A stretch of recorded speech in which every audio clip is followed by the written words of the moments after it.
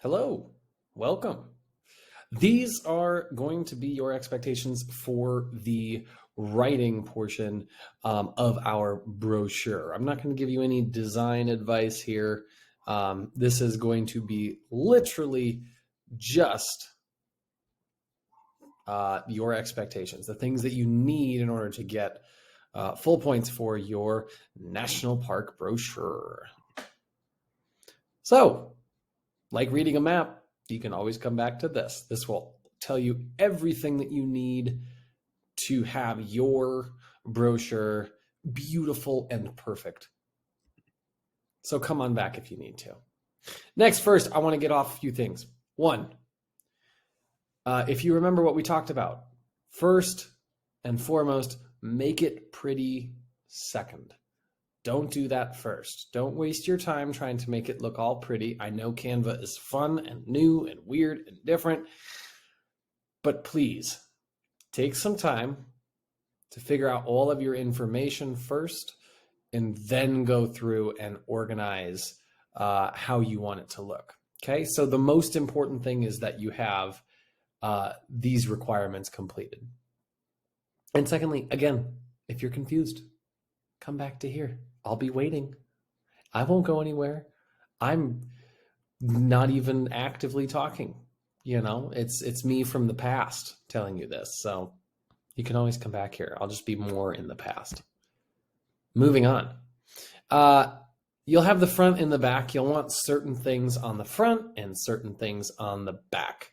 Okay, so when you get to designing your page, I'm going to have a list of, hey, what things should probably be on the front and what stuff should probably be on the back. So you might need to kind of think about that. I'll have one of these brochures printed out for you, and you can see what I put on the front and the back and the sides. But you certainly don't have to copy mine. Mine is not going to be perfect by any means. So please do it yourself. And decide how you want to do it. But front and back. And I will label these on a printout as well for you.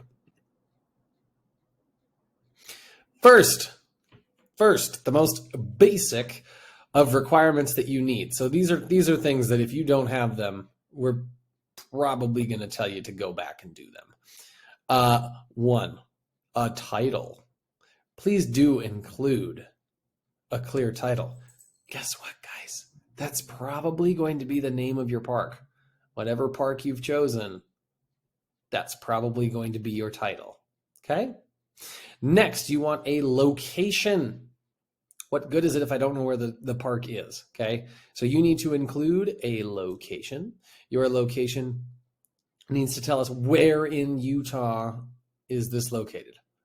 Okay? Now you can kind of take a little bit of liberty there and figure out where or how you want to include that in your brochure, but you need to include a location. Next, you need the distance from Salt Lake City. Okay, you live in Salt Lake. How are you going to get there? How long is it going to take? How far away is it? These are things that would probably be pretty important if I were thinking about taking a trip down to wherever your park is, or up, I guess. Next, we're going to get into the further requirements, so other things that you also need. Okay, I need 3 major attractions. Okay, that could be major landforms, that could be major fun things to do. I don't really care what you include as far as 3 major attractions. Every park has like really good hiking trails. It could be some of those. Anything that you think somebody at the park would say, oh yeah, that's a main part of our park. Okay, that will be stuff that you'll want to include in those sections. Next, lodging. Where are you going to stay? Lodging is like another word for like a hotel or like a campsite or however you want to stay there, whatever you think would be best. Give me one option. Where can I stay when I go to visit the park? Okay, you probably have to do some Googling on that one. Where's a good place to stay near Zion National Park?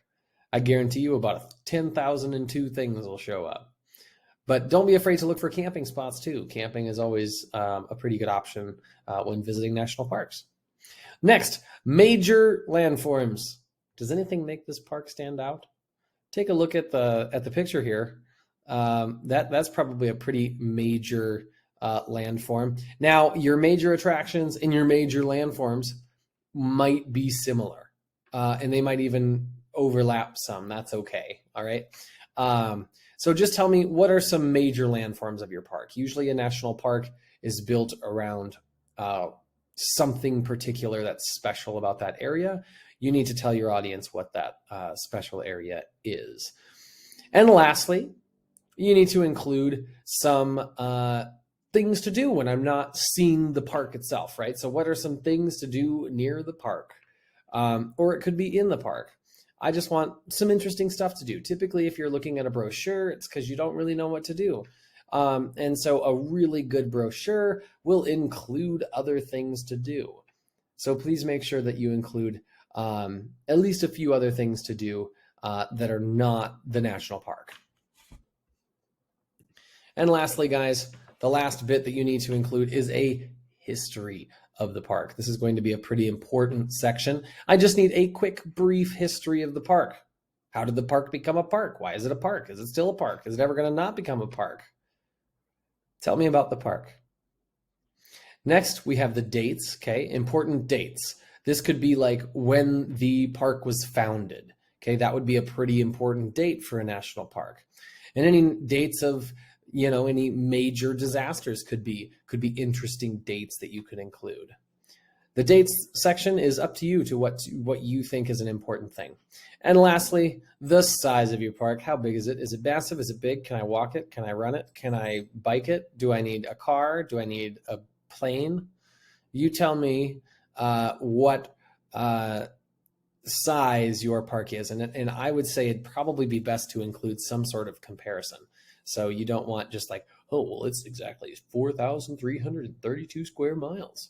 I don't know what that means. And your audience reading your brochure might also not know exactly what that means. So either way, guys, this is the brochure. Please refer back to this in any situation that you have a question. Thank you.